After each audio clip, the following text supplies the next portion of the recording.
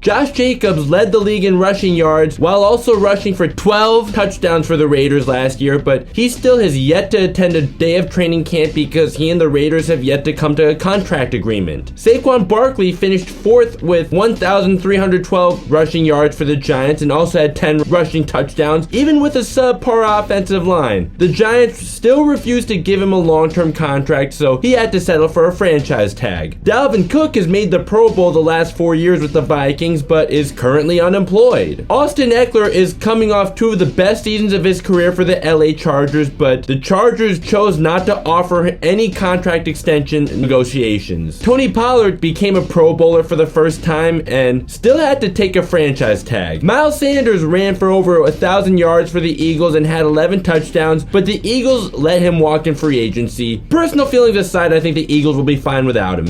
Why aren't running backs getting long-term contracts anymore? In the past, running backs were once a valuable asset and even sometimes the main source of offense on a Super Bowl winning team like the Cowboys of the 90s with Emmitt Smith or the 1983 Raiders with Marcus Allen. Things have changed a lot since then. The last Super Bowl champion that had someone rush for over 1,000 yards was the 2016 New England Patriots, and the last time before that was the 2013 Seattle Seahawks with Marshawn Lynch, who is the last Pro Bowl running back on a Super Bowl winning team. All these years later, I'm still flabbergasted that Pete Carroll didn't give him the ball at the 1-yard line the following year in the Super Bowl, but on to the next point. Rule changes designed to make the game safer have opened up the passing game more. In 1995, the league tightened up on roughing the passer by prohibiting defenders from hitting quarterback during or after a pass. Although the league has introduced the roughing the passer rule all the way back in 1940, the NFL has put more emphasis on how much body weight you can put on the quarterback when making a tackle, and they made the target area for where you can hit a quarterback smaller over the years. The objective was to prevent injuries, but these rules couldn't help but make it easier to pass the ball. In 2009, there were 2 big changes. One of them is known as the Brady rule because it came after Tom Brady tore his ACL and MCL in week 1 of the 2008 season. Brady happened to be fine and remained an elite quarterback for many more years, but the injury could have been career-altering for many other players, and the NFL wants to protect the guy playing the most important position in the offense. The Brady rule now prohibits a defender from lunging at or below a quarterback's knees. The other big change in 2009 was to slap a 15-yard penalty on the defense for hitting a defenseless receiver if the initial force of the contact by the defender's helmet, forearm, or shoulder is to the head or neck area. Again, the purpose of the change was to reduce injuries, but the result made it easier to catch the ball in traffic and freed up more opportunities for the receiver to gain more yards after the catch. The other thing that's led to running backs not getting paid big money anymore is that paying running backs with long-term contracts have proven to not be ideal in recent memory. Todd Gurley signed a 4-year, $60 million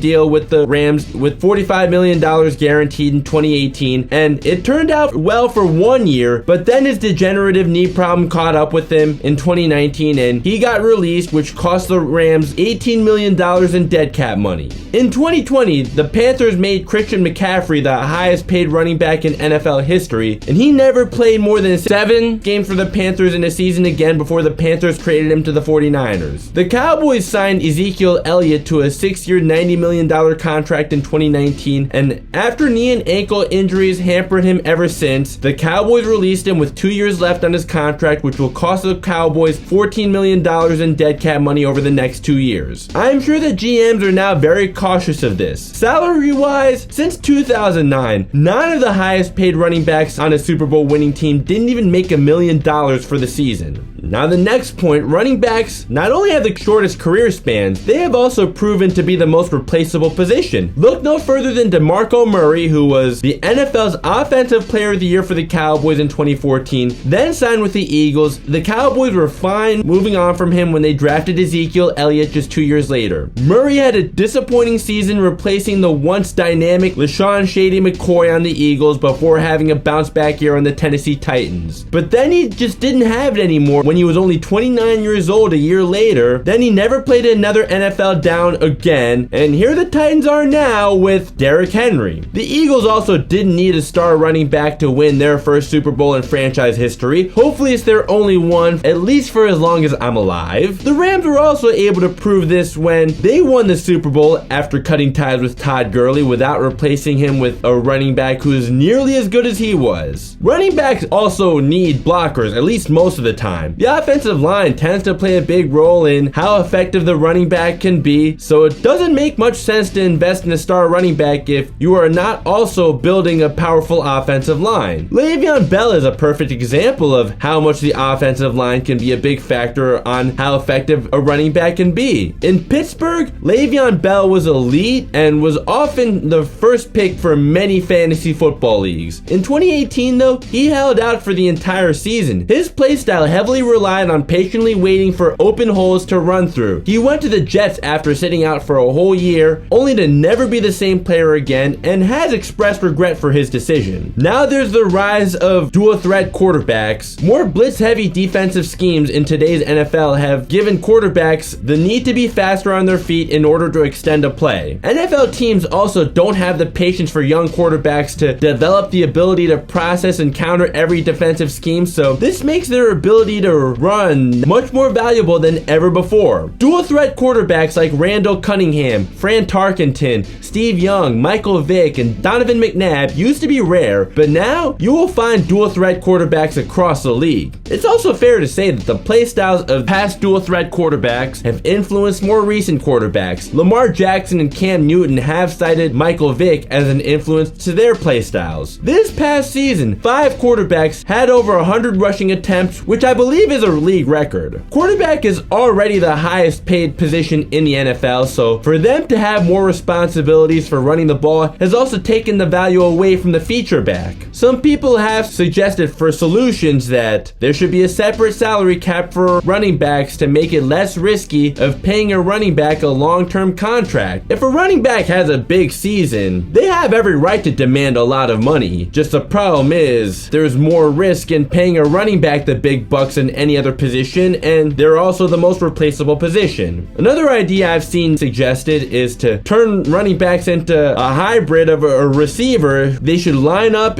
on the outside and take handoffs or fake handoffs while in motion on a jet sweep, and they'll still be eligible receivers. Then they can get the ball without taking as much of a toll on their bodies. Some running backs are already good receivers. Those guys might be able to handle this kind of transition better than others. For my own idea, I don't know if this will ever happen, but maybe running backs should learn to throw the ball more to balance out with the rise of dual threat quarterbacks. Not really sure, but just my own idea for how to go about this in the future. This probably won't happen, but Walter Payton showed off a cannon of an arm the few times a year he threw the ball. Or since rule changes have opened up the passing game more over the years, perhaps it's time for a rule change that'll open up the running game more so that they can up their value and it won't be such a bad idea to pay running backs the money that they want. For now though, with the way things are, my advice for any running backs that are aspiring to be in the NFL is to learn a new position. Sure, the NFL will always need people who can run the ball and take time off the clock or just to keep the defense guessing, but you're just never going to get paid to be a star running back again, at least not the way it used to be. So what do you think the solution is? I'd love to hear your thoughts in the comments. If you enjoyed the video, a like would be much appreciated. Please be sure to consider subscribing and turning on notifications so you never miss another video. I'd love to have you as part of the team. Links to my social media are down in the description. If you would like to see my most recent video or the one that YouTube recommends, both are up above. Thanks so much for watching, and I'll see you in the next video. Peace.